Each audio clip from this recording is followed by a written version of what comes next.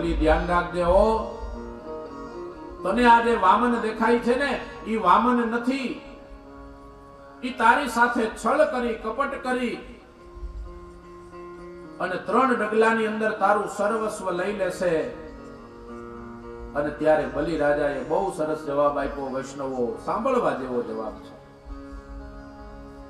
બલિ રાજાએ કહ્યું, અરે મારું કેવું ભાગ્ય છે, મારે આંગણે અખિલ બ્રહ્માંડના અધિપતિ આવ્યા હોય. અરે જેની ચોખટ ઉપર આખું જગત માગવા માટે જાય, એ જગતના અધિપતિ જો મારે આંગણે માગવા માટે આવ્યા હોય ને, તો મારા જેવું બીજું સદભાગ્ય કેમનું હોય. અને કદાચ આજ લૂંટાઈ જવું પડે ને તો એની મને ચિંતા નથી. મહારાજ મારે આપવું જ છે. અને બલિ રાજા ના કે આવ્યું વચન સાંભળ્યું એટલે શુક્રાચાર્યજીને ક્રોધ આવ્યો. અને શુક્રાચાર્યજીએ કીધું કે જા તું આ સંપત્તિથી વિમુખ થાઈશ. ભગવાન કે બસ હું એ જ રાહ જોતો હતો. કારણ કે બલિ રાજાનું અત્યાર સુધી બ્રાહ્મણોના એની ઉપર આશીર્વાદ હતા, અને બ્રાહ્મણના જો આશીર્વાદ ન હોય, એ જો શ્રાપ આપે ને તો જ લક્ષ્મીથી વિમુખ થાય બલિ. બ્રાહ્મણના આશીર્વાદ હોય ને તો બલિનો કોઈ વાળ વાકો કરે એમ નહોતા. બસ આ બધી ભગવાનની જ લીલા છે. અને બલિ રાજાએ કીધું કે વામનજી તમારા 3 ડગલા માપી લ્યો. ત્યારે વામનજીએ કીધું આમ નહીં, સંકલ્પ કરવો પડે, કદાચ તું ફરી જાતો.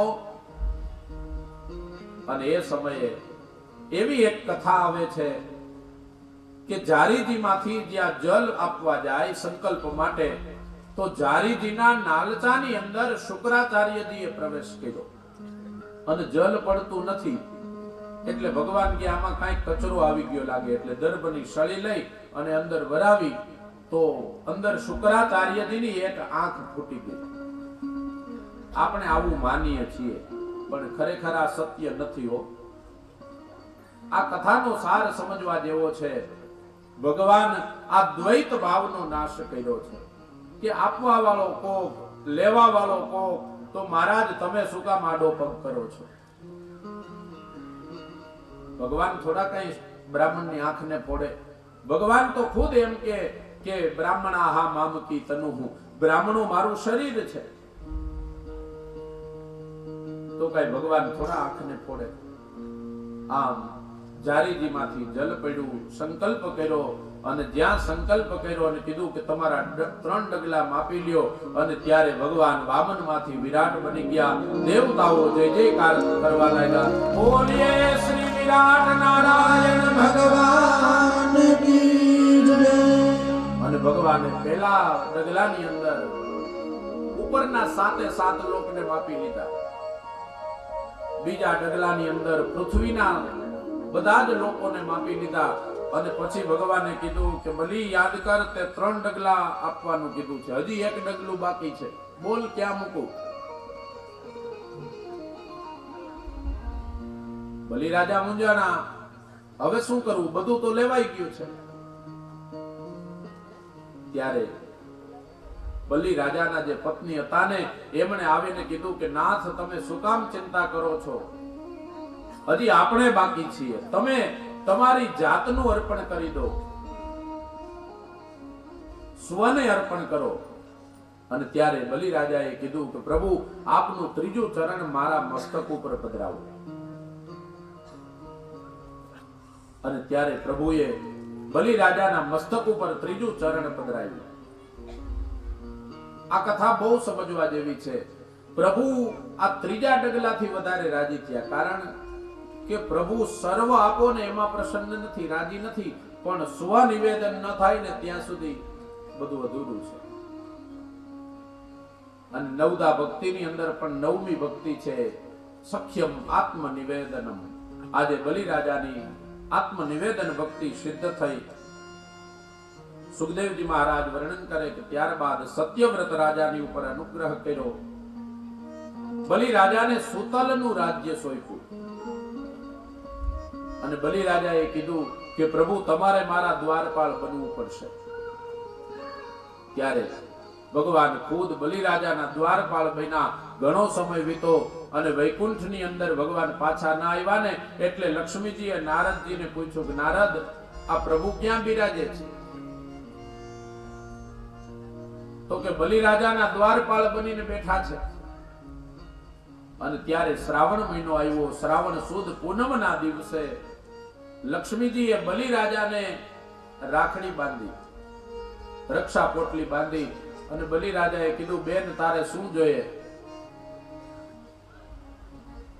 ત્યારે લક્ષ્મીજીએ કીધું કે ભાઈ, આમ તો મારી પાસે બધું જ છે, પણ મારે દ્વારપાળ ઘટે છે. આ તારો દ્વારપાળ પાછો આપી દે. તો લક્ષ્મીજી નારાયણને લઈ પાછા વૈકુંઠની અંદર પધાર્યા. આમ પ્રભુએ બલિરાજાની ઉપર અનુગ્રહ કર્યો. સત્યવ્રત રાજાની ઉપર પણ પ્રભુએ અનુગ્રહ કર્યો. અષ્ટમ સ્કંદની કથાને વિરામ આપી અને આવો હવે આપણે નવમ સ્કંદની અંદર પ્રવેશ કરીએ. નવમ સ્કંદની અંદર મર્યાદા પુરુષોત્તમ શ્રી રામચંદ્રજીનું પ્રાગટ્ય થવાનું છે. સુખદેવજી મહારાજ પરીક્ષિત રાજાને સુંદર કથામૃતનું પાન કરાવે છે. ત્યારે પરીક્ષિત રાજાએ પૂછ્યું કે ગુરુદેવ, હવે મને સૂર્ય વંશની કથા કહો, જે વંશની અંદર પ્રભુનું પ્રાગટ્ય થયું છે. ત્યારે સુખદેવજી મહારાજ કહે કે રાજન, બ્રહ્માજીથી મરીચી થયા, કશ્યપ સૂર્યથી શ્રાદ્ધ દેવ એ સંધ્યાને પરણેલા, અને મનુએ બ્રાહ્મણોને બોલાવી યજ્ઞ કરાવ્યો. પુત્રની ઈચ્છા હતી છતાં પુત્રી થઈ. એટલે મનુ મહારાજે બ્રાહ્મણોને પૂછ્યું કે આવું કેમ? મારી ઈચ્છા તો પુત્રની હતી, દીકરાની હતી, તો દીકરી કેમ થઈ? ત્યારે બ્રાહ્મણોએ કહ્યું કે મહારાજ, તમારી ઈચ્છા ભલે દીકરાની હતી, પણ તમારા પત્નીની ઈચ્છા દીકરીની હતી, એટલા માટે તમારે ત્યાં દીકરીનો જન્મ થયો. એ સુંદર ચરિત્ર બતાવ્યું. એ સુદ્યુમ્ન એક વખત વનની અંદર શિકાર કરવા માટે ગયા અને મેરુ પર્વતની ગુફાની આસપાસ ગયા. તો એ જે કુમાર હતા એ ત્યાં સ્ત્રી બની ગયા અને તેનો જે ઘોડો હતો ને એ પણ ઘોડી બની ગઈ. પરીક્ષિતે પૂછ્યું કે ગુરુદેવ આવું કેમ? ત્યારે સુખદેવજી કહે કે એ મેરુ પર્વતની આસપાસની જે જગ્યા હતી ને એ જગ્યા શ્રાપિત હતી. એક વખત શિવજી પાર્વતીજીની સાથે ક્રીડા કરતા હતા અને એ સમયે ઋષિઓ ત્યાં આવ્યા અને પાર્વતીજી લજ્જિત થયા. એટલે શિવજીએ ભૂમિને શ્રાપ આપ્યો કે અહીંયા જે પુરુષ આવશે તે સ્ત્રી બની જશે. અને આ બાજુ સુદ્યુમ્નજીએ કુમાર ગુરુ વશિષ્ઠ પાસે ગયા અને કહ્યું કે મને આનો ઉપાય બતાવો. ત્યારે ગુરુ વશિષ્ઠજીએ તેમને શિવજીની ઉપાસના કરવાનું કહ્યું. એ શિવજીની ઉપાસના કરવાથી શિવજી આશીર્વાદ આપ્યા કે તમે 1 માસ પુરુષ રહેશો અને 1 માસ સ્ત્રી થશો. સુખદેવજી મહારાજ વર્ણન કરે કે એમના વંશની અંદર બીજા પુત્ર યયાતિ રાજા થયા. તે યયાતિ રાજાની એક પુત્રી હતી, તેનું નામ હતું સુકન્યા.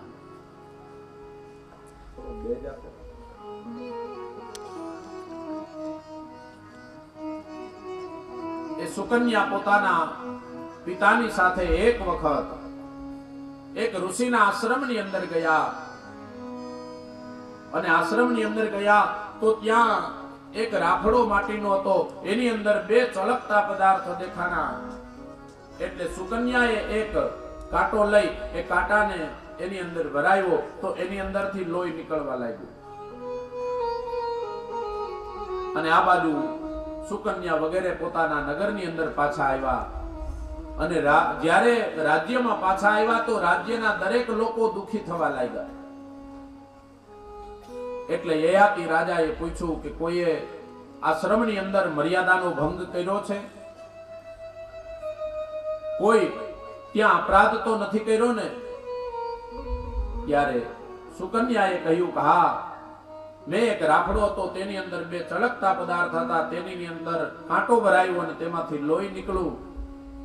અને જ્યાં પાછા જઈને ત્યાં જુએ તો એ રાફડો ની અંદરથી ચ્યવન ઋષિ બહાર આવે અને ચ્યવન ઋષિ ઉગ્ર ભગવાનનું તપ કરતા હતા. અને ત્યારે યયાતિ રાજાએ પોતાની કન્યા સુકન્યા નું લગ્ન ચ્યવન ઋષિની સાથે કર્યું. આ કથા બહુ સમજવા જેવી છે વૈષ્ણવો. આપણે જ્યારે તીર્થની અંદર જઈએ, આપણે જ્યારે કોઈ આશ્રમની અંદર જઈએ, આપણે જ્યારે કોઈ દેવ મંદિરની અંદર જઈએ ને, તો ત્યાં સંપૂર્ણ મર્યાદાનું પાલન કરવું જોઈએ. આજકાલ આપણે જોઈએ છીએ કે આપણે જેમ બગીચામાં ફરવા જતા હોય ને, એવી રીતે મંદિરોની અંદર જાય.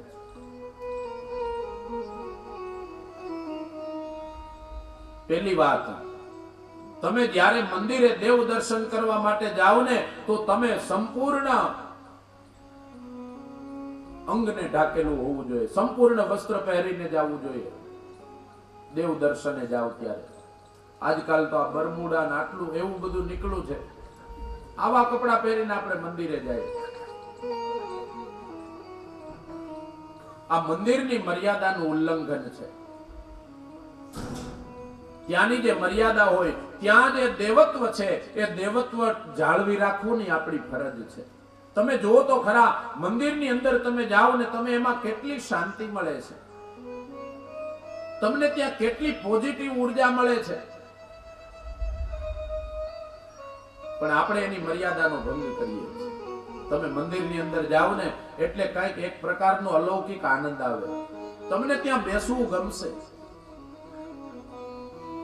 આપણે આનંદ લેવા તો જાય છીએ, અને ત્યાંની મર્યાદાનો જો આપણે ભંગ કરીએ ને, તો દેવના દોષિત થાય છે. અને તમે મંદિરની અંદર જાઓ ને એટલે કંઈક પોઝિટિવ ઉર્જા મળે આપણને. તમે ભલે ગમે એટલા સંસારથી થાકેલા હશો ને, તોય મંદિરના પટાંગણની અંદર જઈને બેસો ને એટલે તમને હાશકારાની અનુભૂતિ થાય. અને આજે આપણી કથાની અંદર કોયલી મઠના મહંત તેઓ પણ પધાર્યા છે. હું તો ઘણી વખત કોયલી મઠ એ જગ્યાની અંદર ગયો છું. આપણે ત્યાં જઈને બેસીએ ને એટલે કંઈક એક અલૌકિક આનંદની અનુભૂતિ થાય, શાંતિની અનુભૂતિ થાય. આ જે જગ્યાઓ છે ને, એની મર્યાદા આપણે જાળવવી જોઈએ. અને બીજી વાત મારે એ કહેવી છે કે આપણી સામાજિક અને રાષ્ટ્રીય સંપત્તિ જેટલી છે ને, એનું ખાસ ધ્યાન રાખવું જોઈએ આપણે. મેં ઘણા ગામની અંદર જોયું છે, સમાજ હોય ને, સમાજ, એ સમાજના ખૂણામાં જુઓ ને તો લાલ ચોળ કરી નાખ્યા હોય. આપણે તમને ગમે કે ન ગમે, મારે કેવું જ છે. ખાસ સમજવા જેવી વાત છે વૈષ્ણવો. હાઈલા જાય ને પાનની પિચકારીઓ મારતા જાય સમાજમાં. કેમ? આપણું નથી એટલે. આપણા ઘરમાં કોઈ ખૂણામાં આપણે પિચકારી મારીએ જ. અને બહેનોને મારે એ વિનંતી કરવી છે કે બાળકોને રાખે ને પછી બાળકો જે ગાદલા ને ગોદડા ને કે ચાદર ને બગાડે ને, એને પાછા એમનેમ બીટલો મારીને નાખીને વયા જાય છે. નહીં, આપણી સંપત્તિ છે વૈષ્ણવોએ. આપણે જ ફાળો આપીને એને બનાવ્યું છે, અને આપણે એને જ બગાડીએ. તમારા ઘરની અંદર તમે જે રીતે રહો છો, તમારા ઘરની અંદર, તમારા ઘરમાં તમે જેવી સ્વચ્છતા રાખો છો ને, એવી આપણા સમાજની પણ સ્વચ્છતા રાખજો. આ કથાની અંદર આવ્યા છો ને, આ ગુણ લઈને જાજો. એ આપણી સંપત્તિ છે. અને આપણી રાષ્ટ્રીય સંપત્તિ હોય ને, એનો આપણે કેટલો બધો બગાડ કરીએ છીએ. ખેર, તો મંદિરની અંદર જાઓ, દેવસ્થાનની અંદર જાઓ, આશ્રમની અંદર જાઓ, તો ત્યાંની મર્યાદાનું પાલન કરજો. ઘણા લોકો મેં જોયા છે, તીર્થની અંદર જાય ને તો ત્યાં કપડા ધોતા હોય, સાબુ લગાડતા હોય. એ તીર્થના જલને આપણે દૂષિત કરીએ છીએ. અરે કરુણા તો જુઓ, જે જલ, જે પાણી આપણને સ્વચ્છ કરે, જે જલ, જે પાણી આપણને સ્વચ્છ કરે, આપણે એને ગંદુ કરીએ. અને આજકાલ આ પરિસ્થિતિ આવી છે. અત્યારે અભિયાન કરવા પડ્યા છે. દિલ્હીમાં જાઓ તો ખબર પડે કે ગંગા, યમુના એ નાશ થવાને આરે છે. દૂષિત એટલા બધા થઈ ગયા, જેની અંદર આપણે એટલો બધો કચરો નાખીએ છીએ. તો ગંગા જમનાના ઘાટે જાવ ને, તો ત્યાં એમને વંદન કરજો, અને ત્યાંની સ્વચ્છતાનું એ બગડે નહીં ને એનું તમે ખાસ ધ્યાન રાખજો. આ કથામાં આવ્યા પછી આ ગુણ લઈને જાજો. તો અહીંયા સુકન્યા ના લગ્ન ચ્યવન ઋષિની સાથે કરવામાં આવ્યા. એ કથા પૂર્ણ કરી સુખદેવજી મહારાજ વર્ણન કરે કે એમના વંશની અંદર શ્રાદ્ધદેવ મનુના પુત્ર નાભાગ થયા.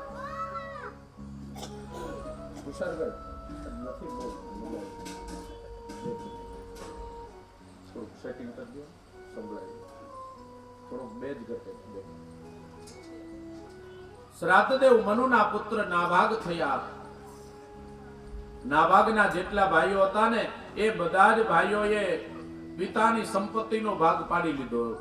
નાભાગ તો પાઠશાળામાં વિદ્યા મેળવવા માટે ગયા હતા. એટલે બધા ભાઈઓએ વિચાર્યું કે આ તો બ્રહ્મચારી છે એટલે એના ભાગમાં કાંઈ નહીં. બધા ભાઈઓએ બાપની સંપત્તિ વેચી લીધી અને નાભાગ આવ્યો અને પૂછ્યું કે મારો હિસ્સો શું, મારો ભાગ શું? તો કે તારા ભાગમાં માતા પિતા, મા બાપ. નાભાગ રાજી થઈ ગયા. અરે મારી ઉપર કેવી કૃપા કરી કે મને મારા માતા પિતાની સેવા મળશે. ભાગ્યશાળી હોય ને એને જ સેવા મળે હો. અને તમારા ઘરની અંદર તમારા માતા પિતા, તમારા સાસુ સસરા હોય ને તો એની સેવા તમે નિષ્ઠાપૂર્વક કરજો. કારણ કે તમે એની સેવા કરશો ને તો તમારી વહુ તમારી સેવા કરશે. આપણે નથી બોલતા લૌકિકમાં 100 વાહે દોરો હોય. એની સેવા તમે નિષ્ઠાપૂર્વક કરો તો તમારી વહુ તમારી સેવા કરશે. એક ગામની અંદર એક સુશીલ ગુણવાન દીકરીના લગ્ન થયા અને લગ્ન કરીને આવીને એટલે ઘરને રોજ સ્વચ્છ રાખે, ફળિયાને વાળે અને એક એક રૂમની સાફ સફાઈ કરે. એમાં એક ઢોર બાંધવાનું જે જગ્યા હતી ને એની બાજુમાં એક નાની ઓરડી હતી જ્યાં બધી નીરણ ભરે. અને ઈ વહુ સાફ કરતી કરતી ત્યાં ગઈ ને તો ત્યાં દૂરથી એક ખાટલો દેખાણો. અને ખાટલો દેખાણો અને ખાટલાની નજીક જઈને જોયું ને તો એક 80 વર્ષના ડોશીમાં ત્યાં સૂતા હતા અને બાજુમાં એક ગંદી ભરેલી એક માટીની થીબડી હતી. માટીનું પાત્ર આવે ને જેને આપણે શકોરું કહેવાય અથવા દાથરી કયો તમે. ઈ એક પાત્ર હતું. જોયું ને તો એકદમ ગંદુ ભર્યું હતું. એટલે એને જે લઈ અને એને ઉટકી વિચાર્યું કે આને જરાક ચોખ્ખું કરી નાખું. ઈ જ્યાં ચોખ્ખું કરતી હતી ને તો ત્યારે એના સાસુ ન્યા આવ્યા. અને સાસુમાં આવ્યા ને એટલે પૂછ્યું કે આ શું કરે છે? તો કે જો ને આ માજીની બાજુમાં આ પાત્ર પડ્યું હતું એટલે એને ચોખ્ખું કરું છું. સાસુમાં કે બહુ તારે આવી હોશિયારી કરવાની જરૂર નથી, તને જે કામ સોંપ્યું હોય ને એટલું કર. ત્યારે હોવે કીધું કે બા આને હું ચોખ્ખું તો કરી રાખું, કારણ કે કાલ સવારે મારે તમને આ દેવી જોહે ને. આને ચોખ્ખી તો કરી રાખું, તમારે જરૂર પડશે ને. કેવાનો ભાવ, સંતાન છો તો સંતાન એ માતા પિતાની તમે સેવા કરો. એની અંદર દરેક તીર્થ આવેલા છે વાલા. તીર્થમાં ક્યાંય જવાનું જરૂર નથી. ખેર નાભાગે કહ્યું કે મારા તો બળભાગ્ય, મને માતા પિતાની સેવા મળી. અને ત્યારે નાભાગના પિતાએ કહ્યું કે અહીંયા બાજુમાં અંગીરા કુળના બ્રાહ્મણો યજ્ઞ કરે છે, દર 6 દિવસે ત્યાં એક ભૂલ થાય છે. તું એ ભૂલ જઈને સુધારજે એટલે તને દાન દક્ષિણા મળશે. નાભાગ ત્યાં ગયા, ભૂલ સુધારી અને બ્રાહ્મણોએ રુદ્ર ભાગ એ નાભાગને આપ્યો. અને નાભાગ જ્યારે રુદ્ર ભાગ લઈને નીકળે ને તો શિવજી ત્યાં પ્રગટ થઈ ગયા. એને કીધું કે નાભાગ આની અંદર તારો ભાગ નથી, આ શિવનું દ્રવ્ય તું ન લઈ શકે. આપણે ત્યાં એક વાત ખાસ યાદ રાખજો કે શિવજીનું જે દ્રવ્ય હોય ને એ લેવાનો અધિકાર બ્રાહ્મણોનો નથી. શિવ પુરાણની અંદર આવો ઉલ્લેખ છે. પણ હા, એક છૂટ છે કે જે સ્વયંભૂ પ્રગટ થયેલા હોય, જેને આપણે જ્યોતિર્લિંગ કહીએ છીએ, એ જ્યોતિર્લિંગની અંદર આસપાસ જે ધરેલું હોય ને એને લેવાનો અધિકાર બ્રાહ્મણોનો છે. બાકી આપણા ગામની અંદર કોઈ શિવ મંદિર હોય ને તો એની કોઈ પણ વસ્તુ લેવાનો અધિકાર બ્રાહ્મણનો નથી. એ શિવ ભાગ કહેવાય, રુદ્ર ભાગ કહેવાય.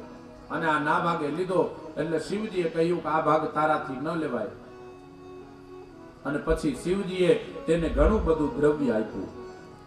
સુખદેવજી મહારાજ વર્ણન કરે કે હે રાજન, એમના વંશની અંદર આગળ જતા અંબરીશ નામના પરમ ભગવતીય વૈષ્ણવ રાજા થયા.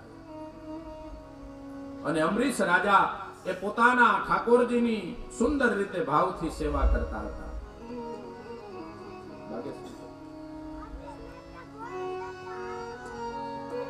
અંબરીશ રાજા કેવી રીતે સેવા પોતતા હતા તો ભાગવતીની અંદર એવું ઉલ્લેખ છે કે મન કર્મ અને વચનથી પોતાના રાજ્યની અંદર અનેક એવા દાસ દાસીઓ હોવા છતાં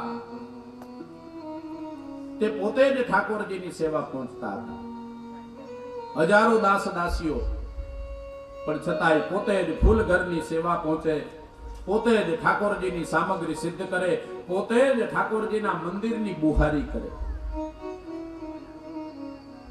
અરે ઠાકોરજીને ભોગ માટેની જે સામગ્રી હોય ને એ ખુદ પોતે જ પોતાના હાથથી દળે. અને એક દિવસ અંબરીશ રાજા સામગ્રીને માટે અનાજ દળતા હતા. અનાજ દળતા હતા ને એટલે એના મુખ ઉપર પ્રસ્વેદના બિંદુઓ આવ્યા. પસીનો વળવા લાગ્યો. અને જ્યાં પસીનો વળવા લાગ્યો ને ત્યાં તો ઠાકોરજી પ્રગટ થઈ ગયા. કીધું કે અરે અંબરીશ, તારા રાજ્યની અંદર આટલા દાસ દાસીઓ છે તો તું શું કામ આવી પોતે સેવા કરે છે? ત્યારે અંબરીશે કહ્યું કે ભલે હું બાકી અન્ય બધી જ સેવાઓ દાસ દાસીઓ પાસે કરાવું, પણ ઠાકોરજીની સેવા તો હું જાતે જ કરીશ.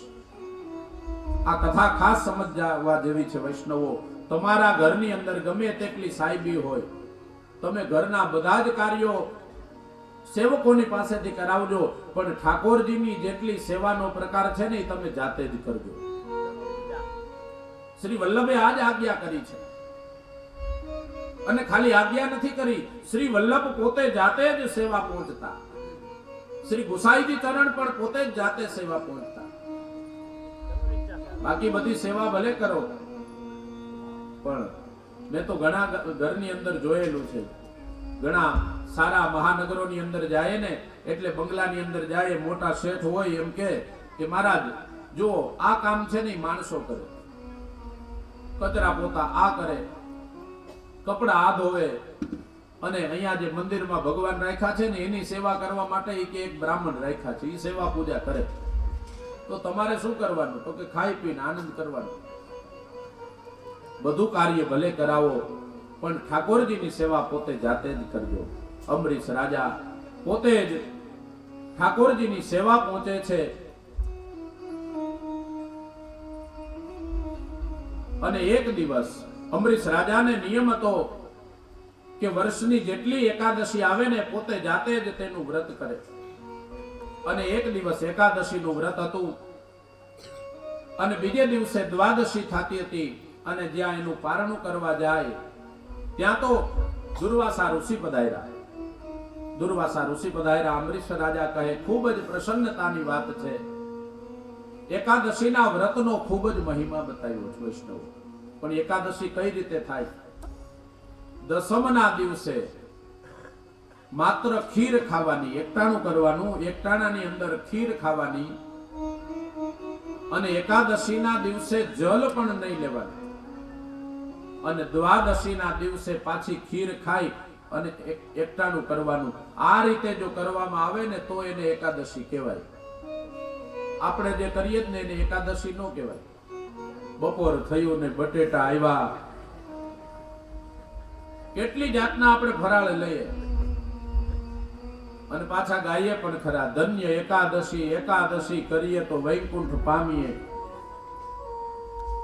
પણ અત્યારની જે એકાદશી છે ને, હું તો હંમેશા કથાની અંદર કહું કે અત્યારની જેટલી એકાદશી છે ને એ એકાદશી કરો ને તો વૈકુંઠની તો ખબર નહીં પણ વાયુ જરૂર થાય.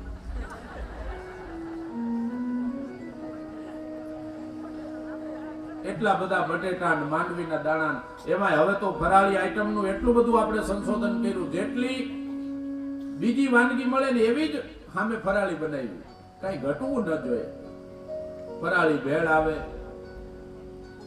ફરાળી વડા આવે, ફરાળી સેન્ડવિચ આવે, આ બધું ફરાળી આવવા માંડ્યું. લ્યો, ઓલો લોટે વચમાં નીકળો તો ને, જેવી રીતે ઘઉંનો લોટ આવે એવો ફરાળી લોટ આવે. આવી એકાદશી ન હોય. એકાદશીની પાછળ આયુર્વેદ છે. એકાદશી શું કામ કરવાની આજ્ઞા થઈ છે?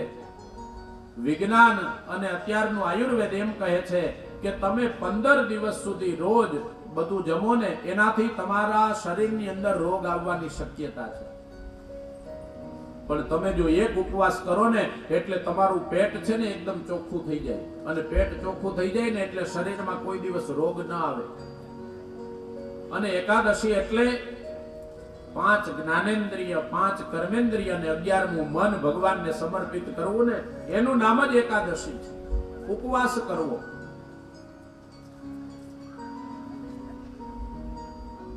ઉપવાસ કરવાનો, પણ ઉપવાસ શેનો?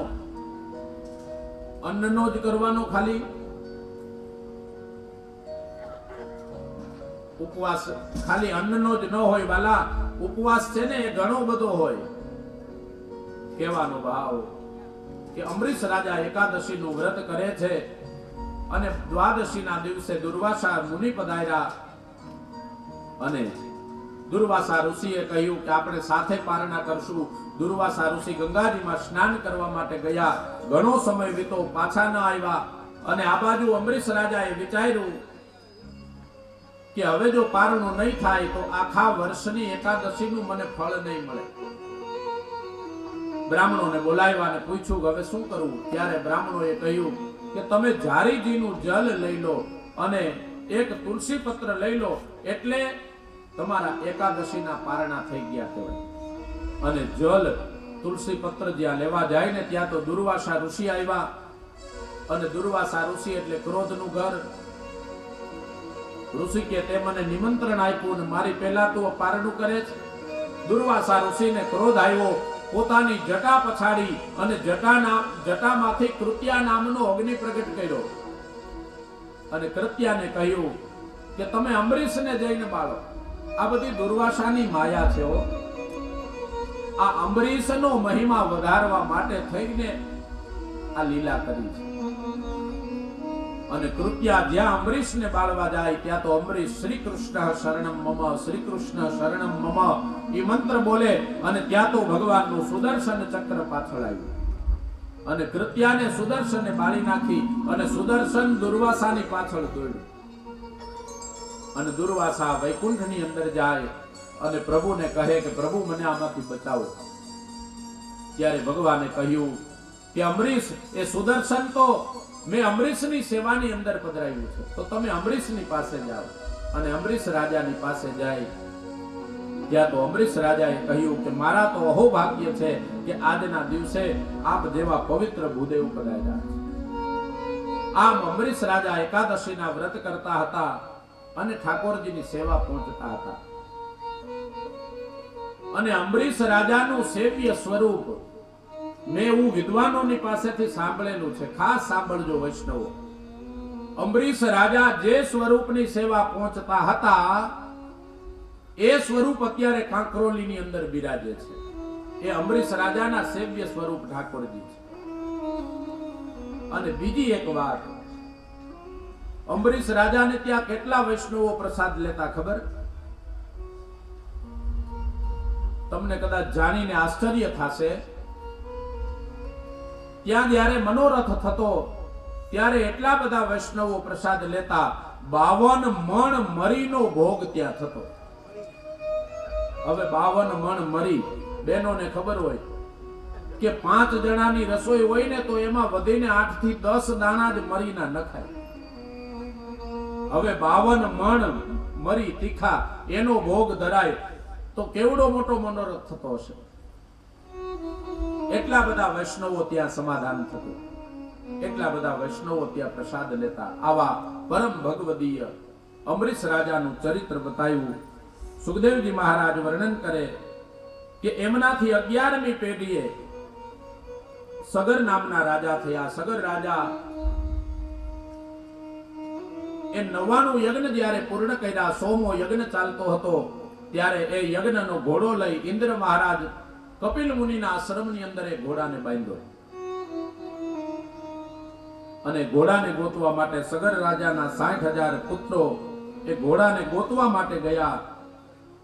જ્યાં કપિલ મુનિના આશ્રમની અંદર આવે અને કપિલના એ ઘોડાને જ્યાં છોડવા જાય તો કપિલ મુનિની સમાધિ ભંગ થઈ. કપિલ મુનિની આંખ ખુલી અને આંખમાંથી દિવ્ય તેજ નીકળ્યું. ત્યારે સગર રાજાના 60,000 પુત્રો ત્યાં બળીને ભસ્મ થયા. ત્યારબાદ સગર રાજા પોતે પણ એ યજ્ઞના ઘોડાને લેવા માટે જાય, તેઓ પણ બળીને ભસ્મ થયા. અને એમને ત્યાં અંશુમાન રાજા થયા. અંશુમાન એ યજ્ઞનો ઘોડો લેવા માટે જાય. કપિલ મુનિને પૂછ્યું કે મારા આ ભાઈઓના ઉદ્ધાર માટે મારે શું કરવું જોઈએ?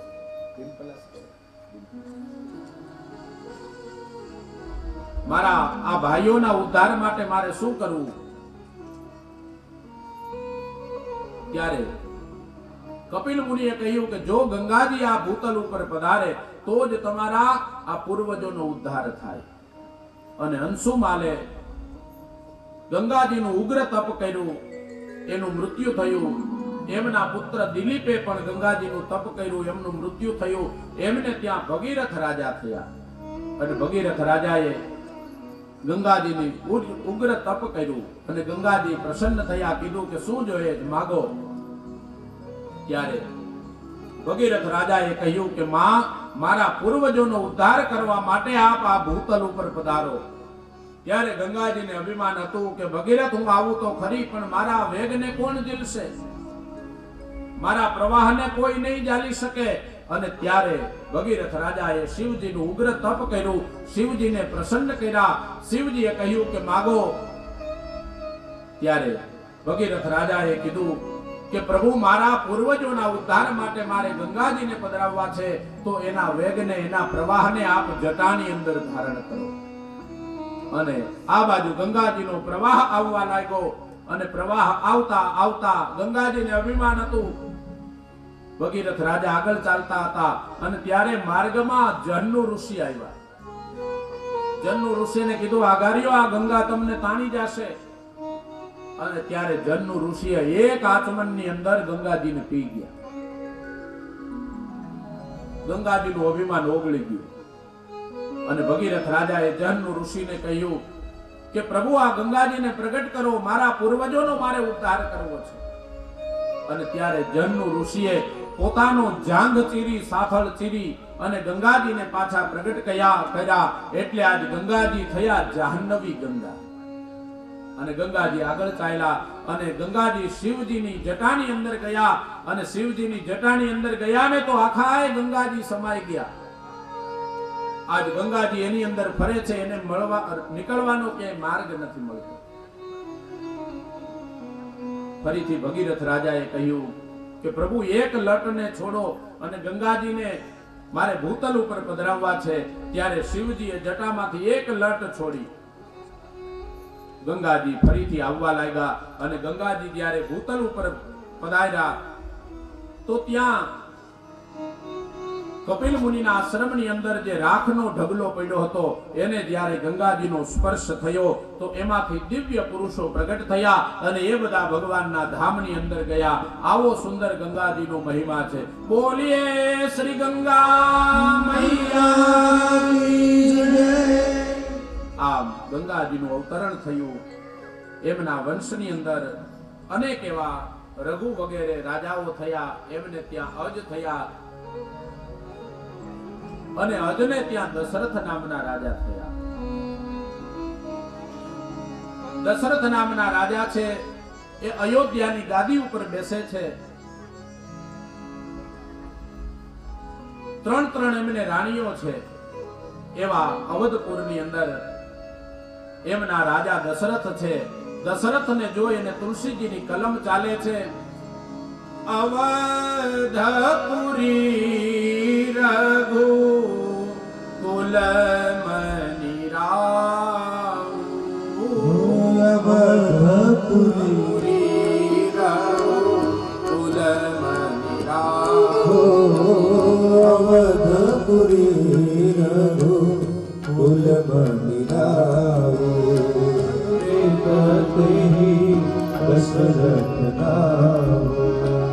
ધર્મ ધુરંધર ગુણનિધિ જ્ઞાની ધર્મ ધુરંધર ગુણનિધિ જ્ઞાની ધરંધર ગુણનિધિ જ્ઞાની હૃદય ભગતિ મતિ સારંગ પાણી હૃદય ભગતિ મતિ સારંગ પાણી.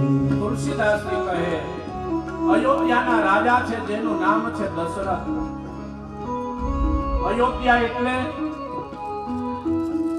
અયોધ્યાનો અર્થ મહાપુરુષો એવો કરે છે કે તેના રાજા છે દશરથ. તેને 3 રાણી છે, કૌશલ્યા, સુમિત્રા, કૈકેયી.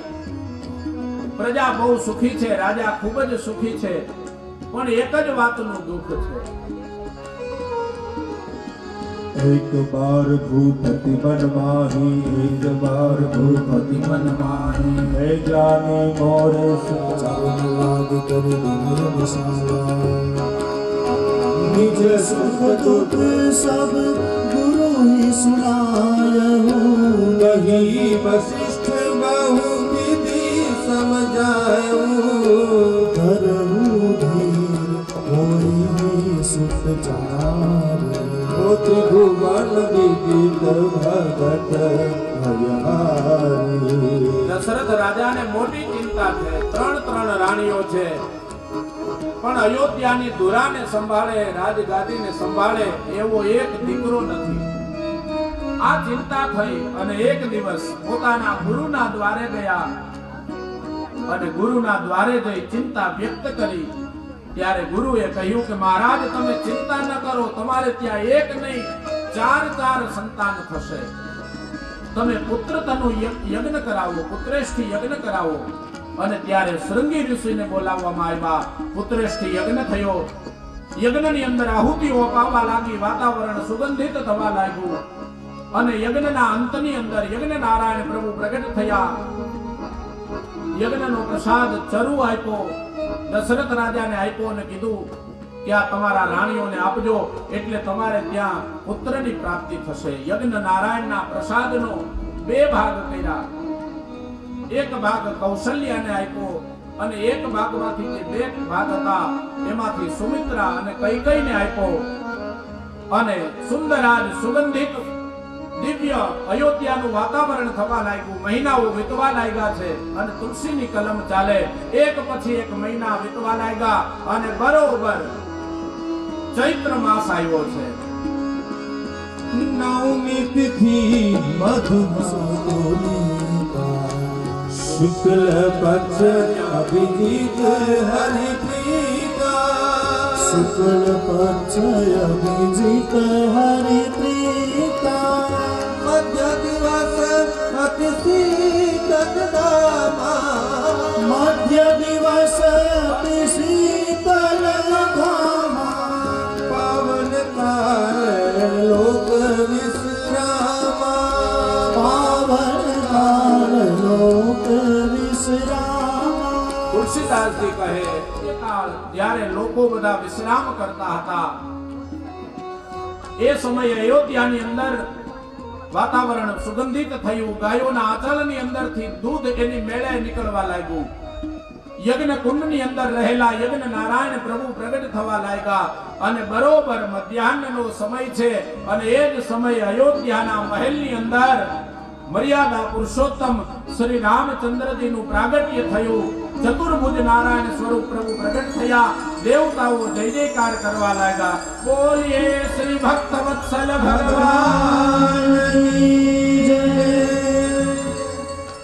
પ્રભુ ચતુર્ભુજ નારાયણ સ્વરૂપે પ્રગટ થયા. અને ત્યારે કૌશલ્યાએ કહ્યું કે પ્રભુ, અમારે ત્યાં જે બાળક જન્મે ને એ ચતુર્ભુજ ન હોય, દ્વિભુજ હોય, 2 ભુજા વાળું બાળક હોય. અને ત્યારે પ્રભુ દ્વિભુજ બન્યા અને પ્રભુ હસતા હતા ને એટલે કૌશલ્યાએ કહ્યું કે પ્રભુ, અમારે ત્યાં જે બાળક જન્મે હસે નહીં, એ રડે. ત્યારે ભગવાન કે મને શું દુઃખ પડ્યું છે હું રડું? ત્યારે કૌશલ્યાએ કહ્યું કે પ્રભુ, તમને દુઃખ નથી પડ્યું, પણ તમારા ભક્તોની ઉપર દુઃખ પડ્યું છે ને એટલા માટે તમે રડો. અને ત્યારે પ્રભુ રડવા લાગ્યા. અને જ્યાં રડવાનો અવાજ આવ્યો બધાને ખબર પડવા લાગ્યા આ બાજુ રામ, લક્ષ્મણ, ભરત અને શત્રુઘ્ન ચારેય ભાઈઓનો જન્મ થયો. દેવતાઓ જય જયકાર કરવા લાગ્યા. બોલીએ શ્રી ભક્ત વત્સલ ભગવાન કી જય. અને એના રડવાનો અવાજ અયોધ્યાના મહેલની અંદર આવ્યો. બધાને ખબર પડવા લાગ્યા. દશરથજી આવ્યા અને દશરથજીને કોઈએ વધાઈ આપી. ત્યારે દશરથજીએ પોતાનો નવલખો હાર આપી દીધો. આખા અયોધ્યાની અંદર આનંદ થવા લાગ્યો. બધા જ દેવતાઓના ભગવાનના દર્શન કરવા માટે આવે. અને આપણી કથાની અંદર પણ રામ, લક્ષ્મણ, ભરત, શત્રુઘ્ન એ ચારેય આપણી કથાની અંદર પધારે છે.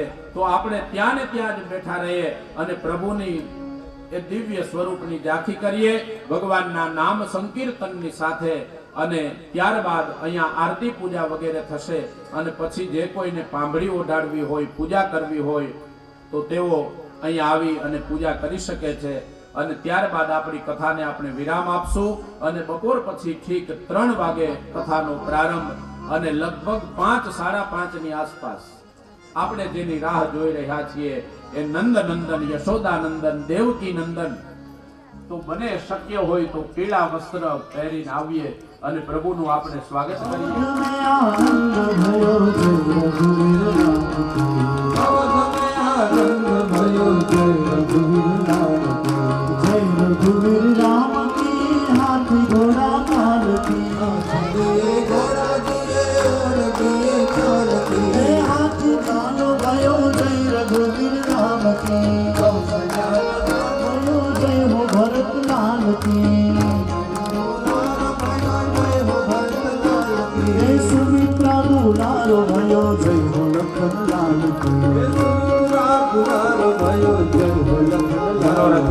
પરિવારના સભ્યો અહીંયા પૂજા માટે આવી જાય, આરતી માટે પરિવારના સભ્યો અહીંયા આવી જાય.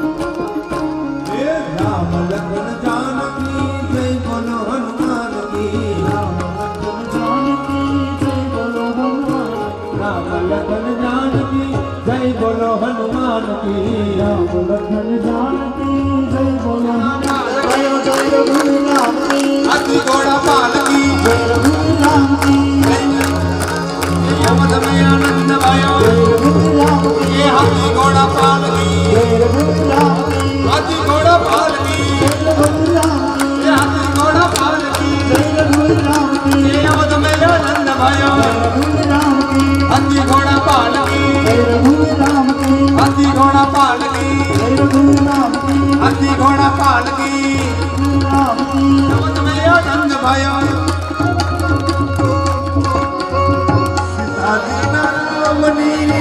રાધાજી ના શ્યામની આરતી ઉતારું તો સીતાજી ના રામ. ઓ આરતી ઉતારું તો સીતાજી ના રામની. પ્રગટાવી જ્યોતે માધાઓત પ્રોત હું. પ્રગટાવી જ્યોતે માધાઓત પ્રોત હું. પ્રગટાવી જ્યોત એ માધાઓત પ્રોત હું. પ્રગટાવી જ્યોત એમાં આવોત પ્રોત હું. મન વિચારે મારા અંતર બેઠારો. આરતી ઉતારે મારા અંતર બેઠારો. દાસી બનીને હું તો રહું એના નામની. દાસી બનીને હું તો રહું એના નામની. તારું હું તો સીતાજી આરતી ઉતારું હું તો સીતાજી ના રામની. કર્પૂર ગોર કરુણાવતારો. સંસાર સારમ તુજ કે હારમ.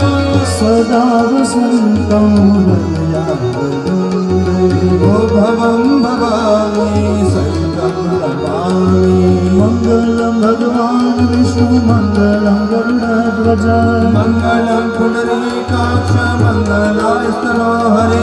સર્વમંગલ મંગલે શિવે સર્વાર્થ સાધિકે. શરણ્ય ત્રંબકે ગૌરી નારાયણી નમોસ્તુતે. નારાયણી નમોસ્તુતે. श्री रामचंद्र भगवान की। रामाय रामभद्राय रामचंद्राय वेदसे रघुनाथाय नाथाय। परिवार द्वारा आयोजित श्रीमद् भागवत सप्ताह ज्ञान यज्ञ चतुर्थ दिवस અને દ્વિતીય સત્રની અંદર આપ સૌને પ્રથમ પહેલા તો એક વિનંતી કે આજુબાજુના પડોશી ભેગા થાય ને એટલે એક માહોલ બંધાય કે હવે ઘણા ટાઈમથી ભેગા નથી થયા એટલે પેલા વાતો કરી લઈએ. તો વાતો કરવી હોય ને તો આપણે અહીંયા ઠાકોરજી સામે બિરાજમાન છે અને આજ તો બહુ મહત્વનો દિવસ છે કારણ કે ઠાકોરજી પધારવાના છે. તો શાંતિથી એ ભગવાનના એ લીલાનું દર્શન કરવાનું છે આજે આપણે. તો શાંતિથી શ્રવણ કરશું અને પાછળ જે લોકો પણ બેઠા છે જે નીચે ન બેસી શકે એ લોકો જ ખુરશી ઉપર બિરાજમાન થશે, બેસશે. બાકી જે નીચે બેસી શકતા હોય એ અહીંયા આગળ આવી અને તમારી પાસે ત્યાં બધી જ વ્યવસ્થા અહીંયા કરેલી છે તો નીચે બેસી શકે એ લોકો નીચે બેસજો. બાકી ન બેસી શકે એ લોકોને ખુરશીની વ્યવસ્થા કરેલી છે. તો આવો ચતુર્થ દિવસ અને દ્વિતીય સત્રની અંદર ભગવાન સવારે આપણે જોયું કે ભગવાન મર્યાદાની મૂર્તિ એ શ્રી રામચંદ્રજી નું પ્રાગટ્ય થયું અને ભગવાનની લીલાઓનું દર્શન પણ આપણે કરીશું. અને ત્યારબાદ બરાબર 5:30 કલાકે નંદનંદન યશોદાનંદન આપણને સૌને આનંદ આપવા માટે ભગવાન ઠાકોરજી પધારવાના છે. એમની આપણે સૌ આતુરતાથી રાહ જોઈ રહ્યા છીએ. તો સૌ શાસ્ત્રીજીને વિનંતી કરીએ કે કથાનો દોર આગળ વધારો, અમને આ કથાનું રસપાન કરાવો અને ઠાકોરજીના દર્શન કરવા માટે અમે તત્પર છીએ. ઠાકોરજીના અમને દર્શન કરાવો. શાસ્ત્રીજીને વિનંતી કરીએ. પૂજ્યપાદ શ્રી ધર્મેશભાઈ શાસ્ત્રીજી. સૌને જય શ્રી કૃષ્ણ, જય દ્વારિકાધીશ.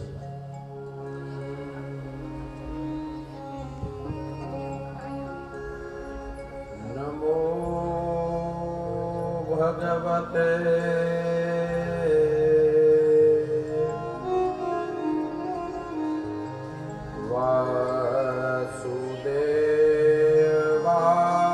વાસુદેવાય.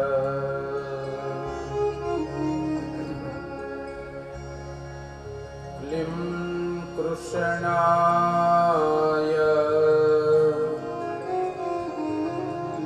ગોવિંદાય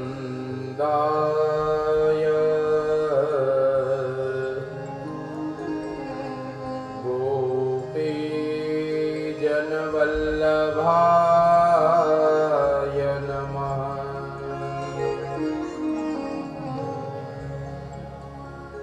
શ્રીમદ આચાર્ય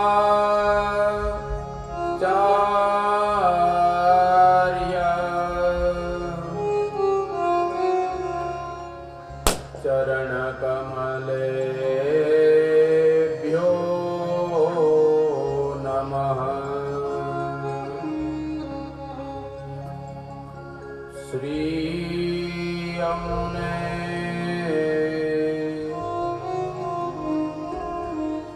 ચરણ કમલેભ્યો નમઃ. શ્રી ગુસાયજી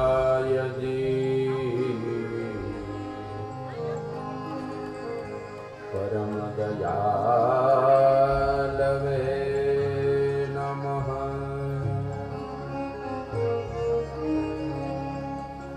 વંશી વિભૂષિતકરાન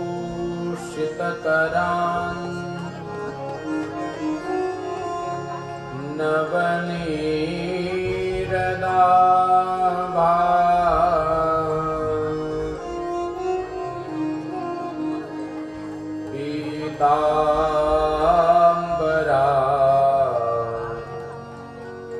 દરુણ બિંબ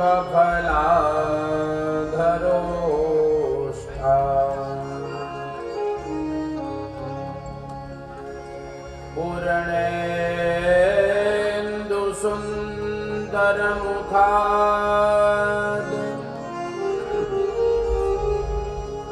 अरविंद नेत्रा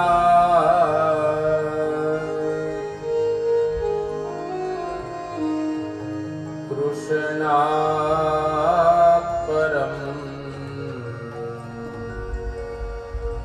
किमपि तत्त्वमहं न जाने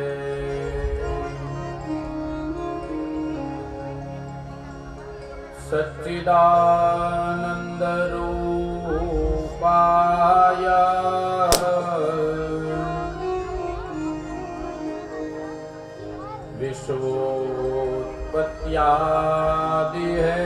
विश्वोत्पत्त्यादिहेतवे तापत्रय विनाशाय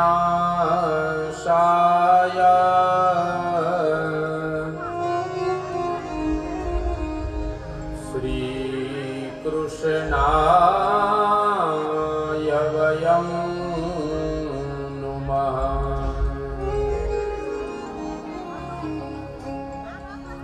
चिंता संतानहंतारो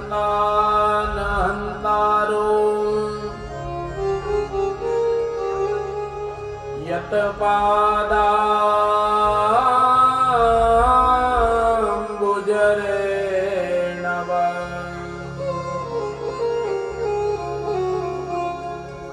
स्वीयानां तान्निजाचार्यान्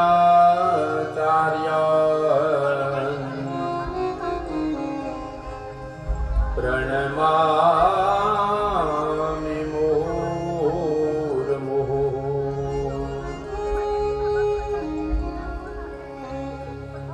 यदनुग्रहतो जन्तु सर्वदुःखातिगो भवेत् तमहं सर्वदा वन्दे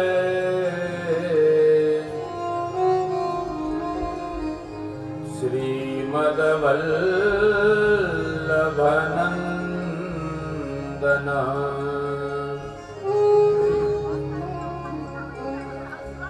चतुर्भिश्च चतुर्भिश्च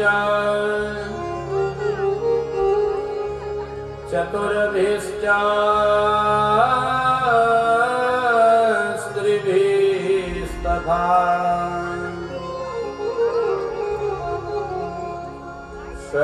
षड्भिर्विराजते योऽसो पंचधा हृदये मम।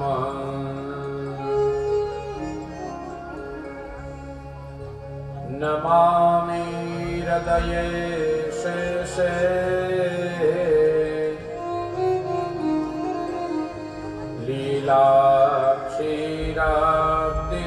लीलाक्षीराब्धिसारिणः लक्ष्मी सहस्रलीलाभिः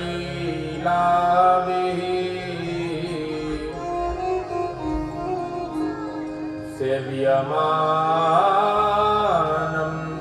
कलानिधिम्।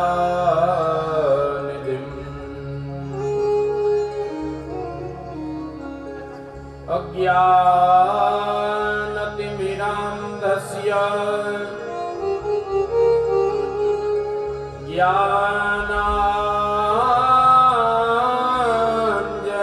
ज्ञानाञ्जनशलाकया चक्षुरुन्मीलितं येन तस्मै श्री गुरवे नमः।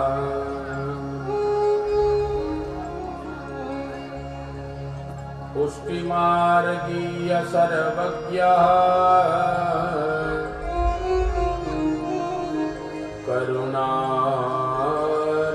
करुणारसपूरित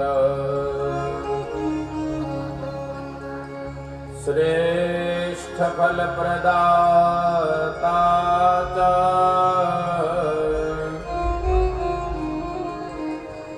तस्मै श्री गुरवे नमः।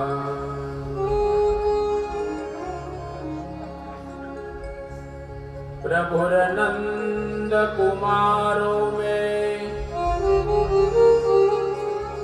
स्वामिनी वृषभानुजा कृतार्थोऽहं कृतार्थोऽहं कृतार्थोऽहं न संशयः।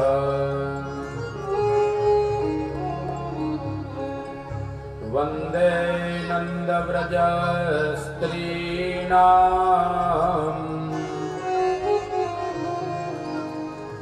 पादरेणुमभीक्ष्णशः।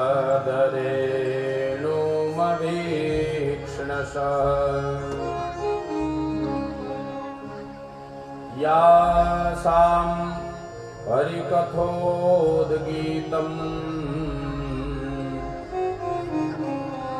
पुनाति भुवनत्रयम्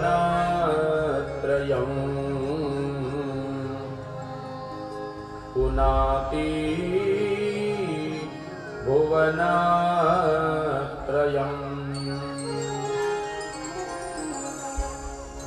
श्री गिरिराज धरण की जय।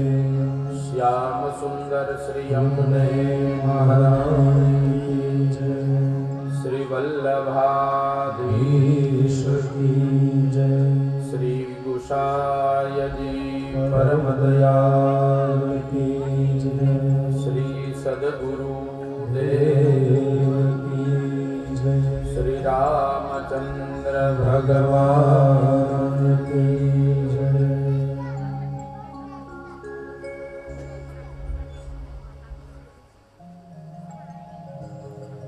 हरे कृष्ण